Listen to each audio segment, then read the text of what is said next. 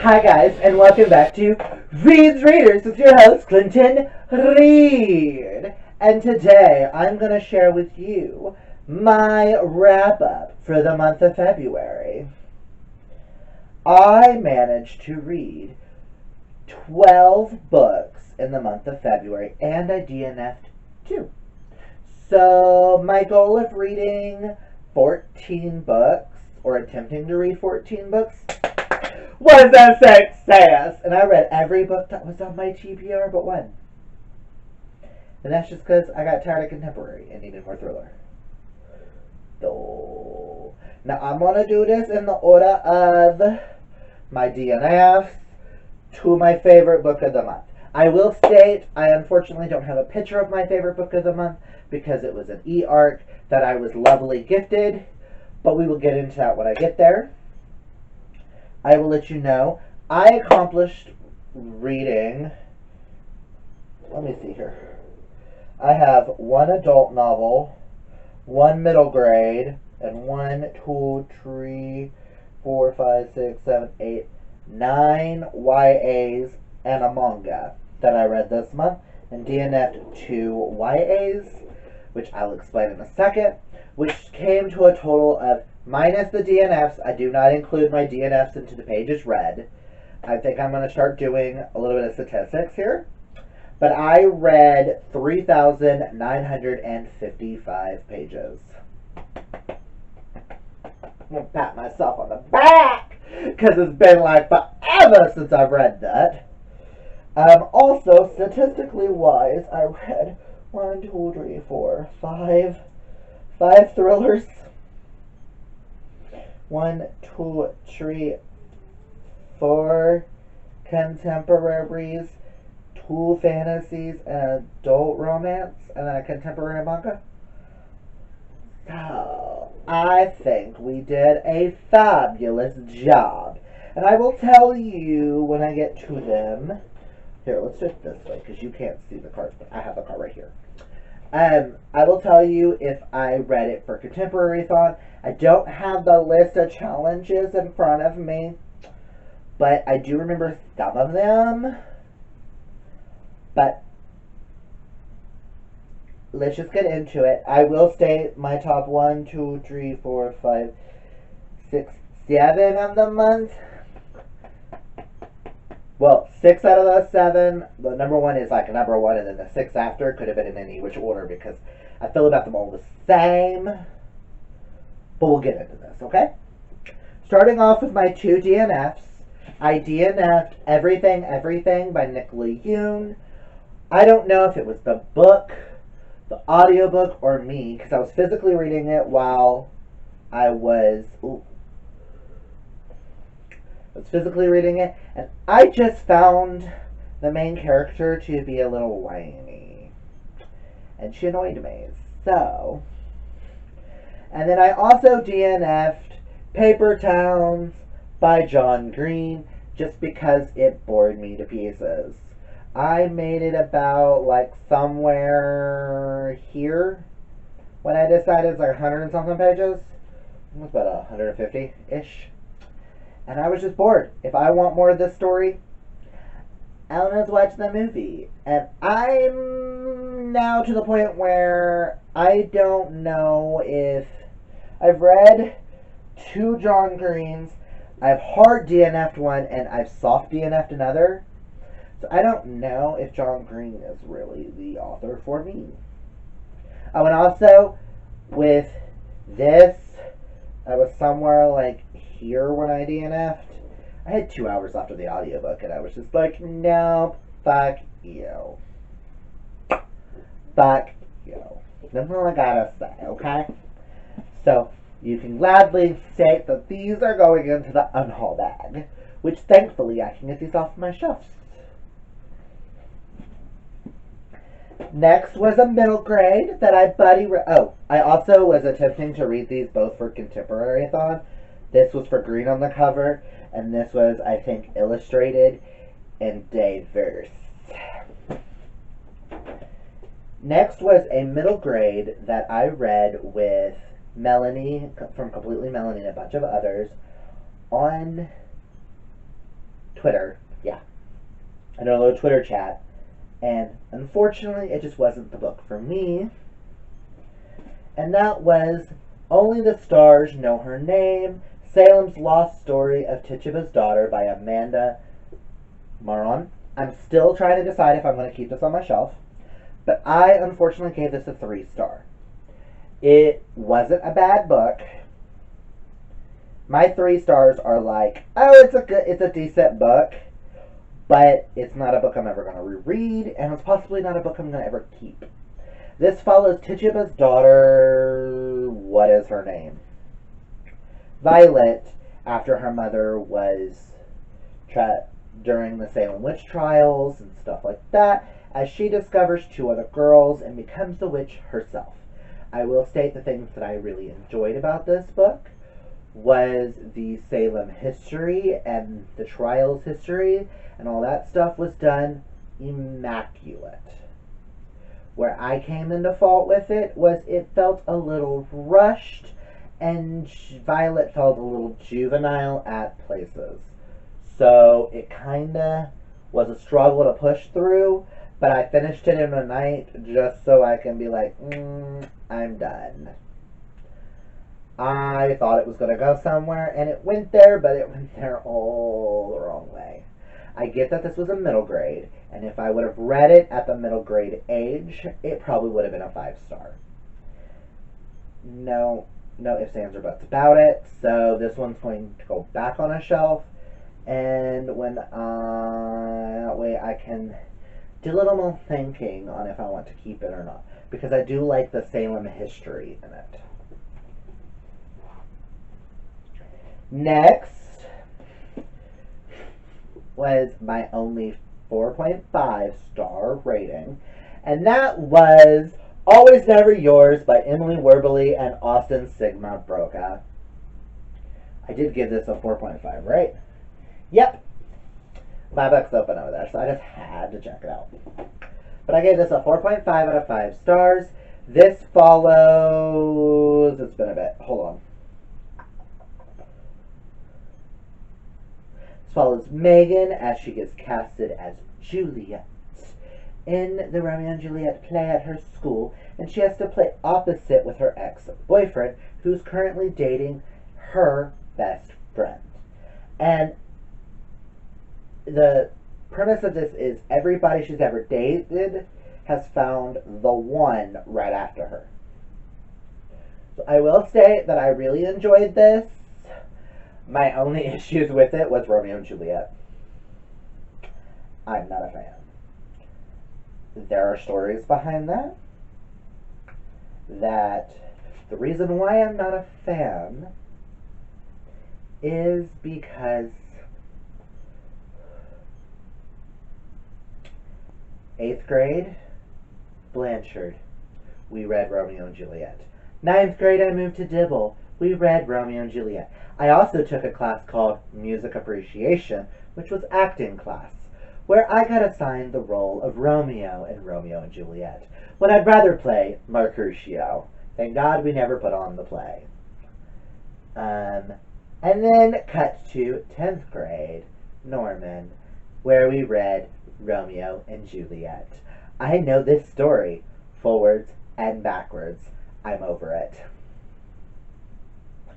That was a little passive aggressiveness to Romeo and Juliet. Not to this book. This book would have gotten a full 5 stars if it wasn't Romeo and Juliet. And I read this so I could prepare for the live show for the Spring into Reading Reading-a-thon, where Emily and Austin will be joining us for the live show. And both my co-hosts already read it, and I thought, why not give it a try? I got it from the library, because we all know what a book buying fan, but whatever. Now, those were the only books underneath a 5-star this month. I had 1, 2, 3, 4, 5, 6, 7, 8, 9, 10 5-stars. I don't know what to tell you. I think it's just I picked up the right books at the right time. Oh, I also read this for Contemporary-a-thon. I think I counted it as green on the cover. And a popular book. Yeah, a popular book loved by others that I gave Atlee and Mel. Shouted them out. But, okay, back what I was saying. The rest were 5 stars, but I think it's just a thing about picking the right books at the right time. I've actually been getting more critical with my ratings. It doesn't seem like that when I have 10 5 stars, but this first one I knew was going to be a 5 star, but like, let's be honest. I did a reread of Red, White, and Royal Blue by Casey McQuestion. My 5th or 6th time reading it, and I actually finished this in a night because I just needed more Alex and Henry. Wow, I keep on calling Prince Harry. Shade. Which, that's why it's going to be my first 5 star, because that's what I'm going to do from now on. If I reread a book and give it another 5 stars, it's going to be at the beginning of the 5 stars, because I don't feel like it's fair to the books that I read for the first time. But I read this with the Back of the Bookshelf Book Club, if I can speak today, on Instagram, where a bunch of us loved it and some of us did not, which is valid. This book, I know, is not for everybody. It's one that you kind of gotta go in. Yes, it's contemporary, but you've gotta like go into it as a fantasy because it's not real world type of thing. It's an alternate universe. And if you do not know what Red, White, and Royal Blue is, and you're new to my channel, hi, hello, I'm Trash for this. This follows the son of the President of the United States, who happens to be biracial and bisexual, and the president happened to be a woman who won over Trump. Yay!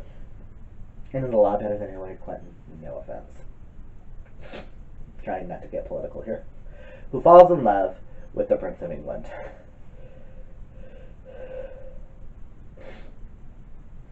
I almost sneezed. I feel like there's a sneeze coming out because I mentioned Trump and I'm allergic to bullshit. So, we're just going to move on. Next is the only true fantasy in this bunch, which I will be continuing on with the series. I tried, but my mind was in a thriller mode. And that is A Shadow Bright and Burning by Jessica Cluess. This follows Henrietta Howell, who for the longest time could set herself on fire, and she gets picked up to become a sorcerer because she has prophesized this back. Okay, let me just read this back because it really sums up this book.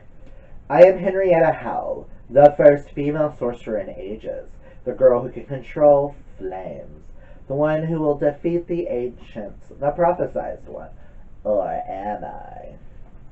This is a really good one to just go into blind, besides that, because there were so many twists and turns, and this book had my heart going, boom. But I highly recommend this, and I cannot wait to carry on, and I'm glad I have the next 2. Next was a cute little manga that I got from the library, which is also queer. And that is Our Dreams at Dusk by story and art by Yuki Kamatani. And I read this during Contemporary-thon for illustrated cover and diverse because it is a manga and it is set in Japan. As follows Tatsuku Hanma, the new kid in town. He is also terrified that he has been outed as gay. This is the starting of a manga series that I will, once I can find a place where I can get the rest for cheap, or because the library doesn't have book 2 through 4. It was just a cute contemporary manga of coming of age, and I'm a little confused as mangas go. So 5 star. Just because it was so cute, it had to be my next 5 star. It's hard to go into more detail in mangas when they're like so little, That's why I like my bind-ups.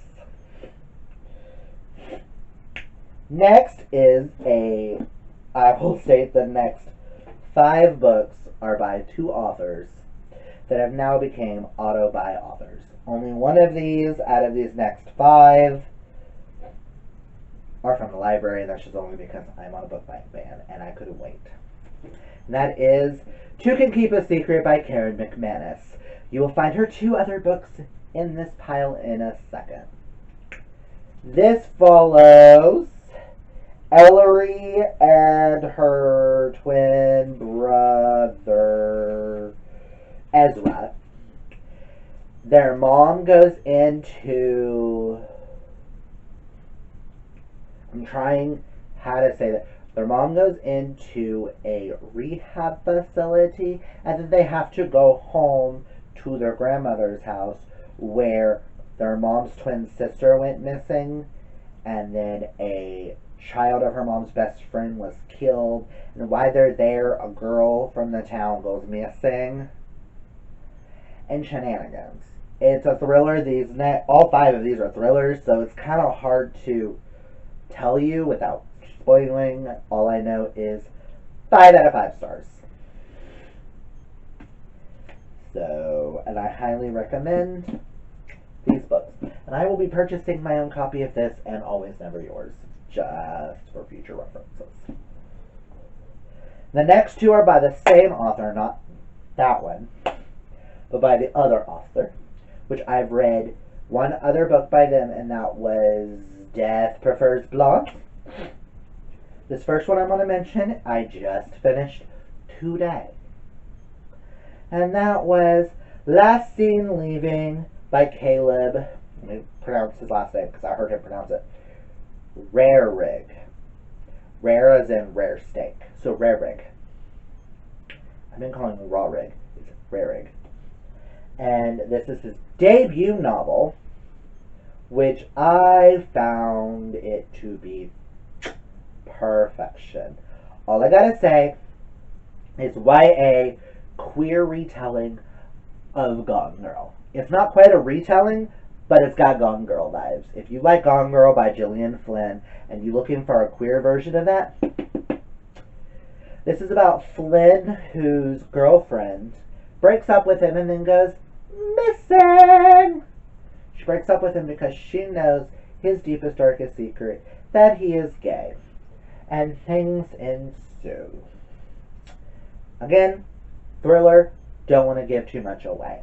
So, let's just say YA thrillers were on game this month. Okay. I just find his covers to be stunning, darling! Stunning! The other one that I read by him was White Rabbit by Caleb Rarig, which is another thriller, but I will read the inside because this is the best way to describe this fuckery. Rufus Holt is having the worst night of his life. He begins with the reappearance of his ex-boyfriend, Sebastian, the guy who stomped his heart out like a spent cigarette. Just as Rufus is getting ready to move on, Sebastian turns up out of the blue, saying they need to talk. Things couldn't get worse, right? But then Rufus answers a call from his sister, April, begging for help. But then he and Sebastian find her drenched in blood and holding a knife beside the dead body of her boyfriend, Fox Whitney. April swears she didn't kill Fox, but Rufus knows her too well to believe she's telling him the whole truth. April has something he needs, though, and her price is his help. Now, with no one to trust but the boy he wants to hate, yet can't stop loving, Rufus has one night to prove his sister's innocence or die trying. And does that not just sound like a fuckatry? Found it at Half Price Books once for $3 just because this cover and didn't realize that he wrote Death Prefers Blondes. I will state the 2 queer romances in these are in my top 10 favorite queer romances ever. Which I may do a video about that. If that's what if y'all want a video about some of my favorite queer couples, comment down below and let me know, whether they be from queer literature or not. But yes, Kaz and Flynn and Rufus and Sebastian are two of my favorite couples.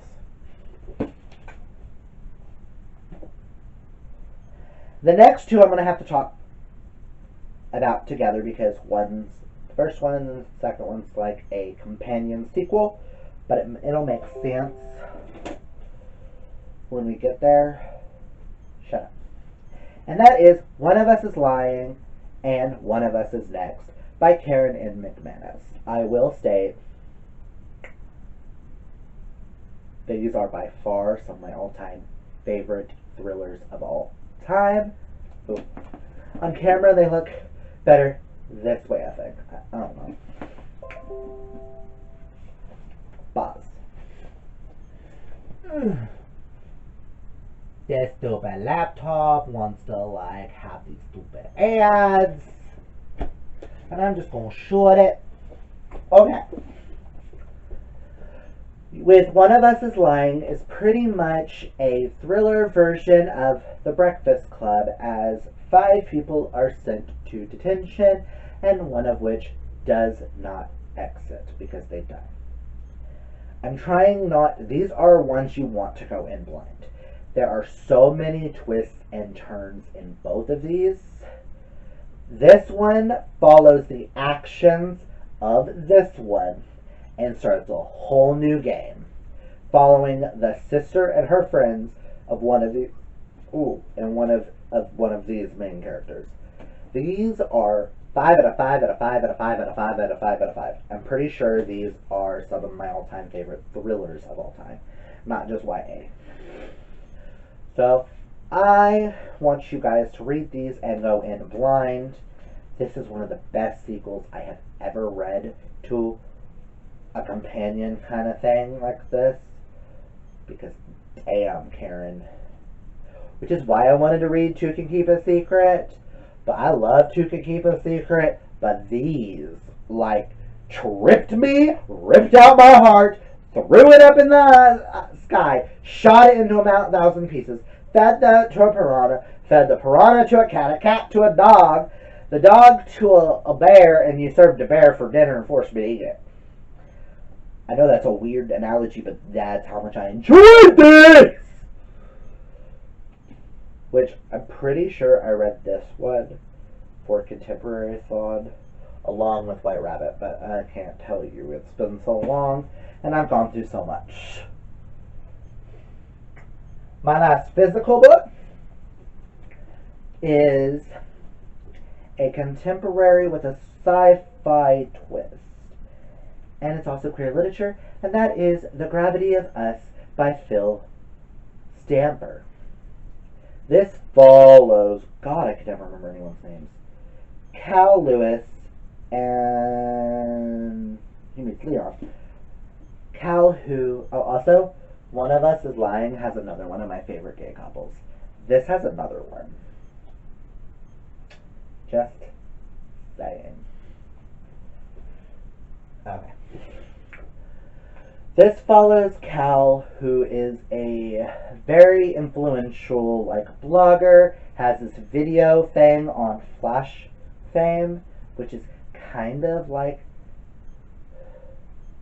he does, like, news reports and stuff because he wants to be a reporter, and his dad gets the chance to become an astronaut, so his dad moves the entire family from New York City to Texas so he can train to be an astronaut. And that is where he meets some of the famous astronauts that are part of a TV show called, wow, Star Search? Shooting Stars? That's not... I am so not prepared, guys.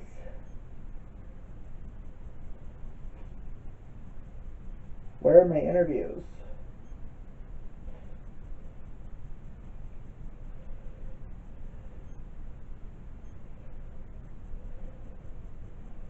I want to say it's Star Search, but don't. Star Watch Media, where they're on this reality show all about them being astronauts, and he meets one of the other famous kids, and he wants to help save the NASA launch. It's hard to explain because it's such a small book. I don't want to give too much away, but I will say Cal and Leon are two of the cutest things I have ever seen. And my number one book of the month is Only Mostly Devastated by Sofia Gonzalez, which I can't really show a picture, which I shared all that stuff on Twitter. This is a book that comes out March 3rd, and I hope everybody goes and gets a copy. It is a queer retelling of the movie Grease. Do I need to say more? All I gotta say is I want a rose gold dagger necklace because my boy has it. No ifs, ands, or buts about it. Which I can't even think of his name right now. Let us pull that up because I am a horrible person and I'm never prepared.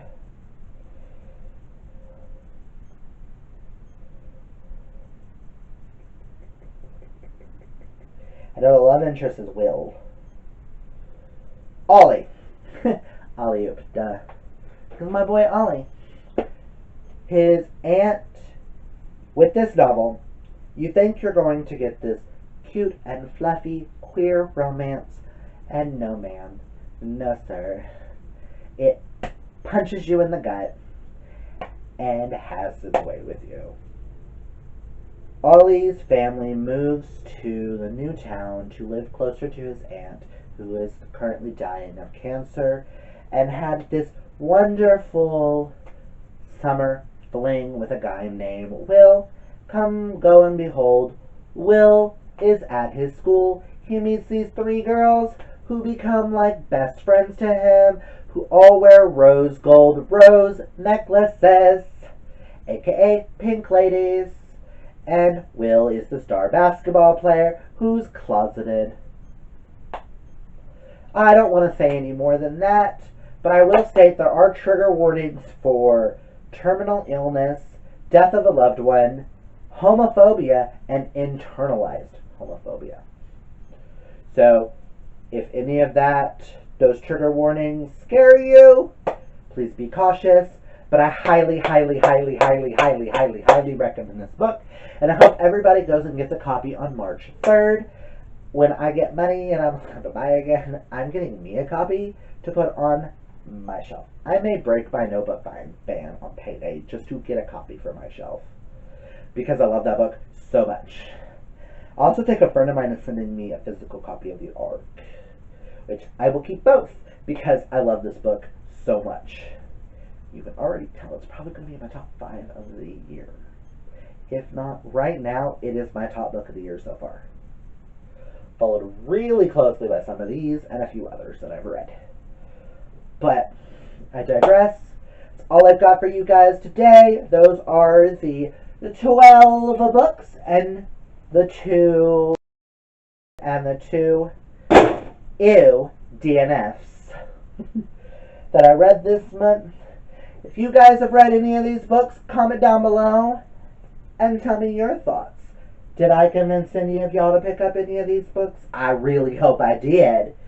If I convinced y'all to read anything, I would hope it's something by Caleb Rarick, Karen McManus, Phil Stamper, or Sofia Gonzalez. That's all I've got for you guys today. If you like this video, hit that thumbs up, and if you're new, might as well hit that subscribe. Until next time, remember kids, reading is what? Fundamental. Bye! I may not know all the words to this, but I need to look super bad with my life.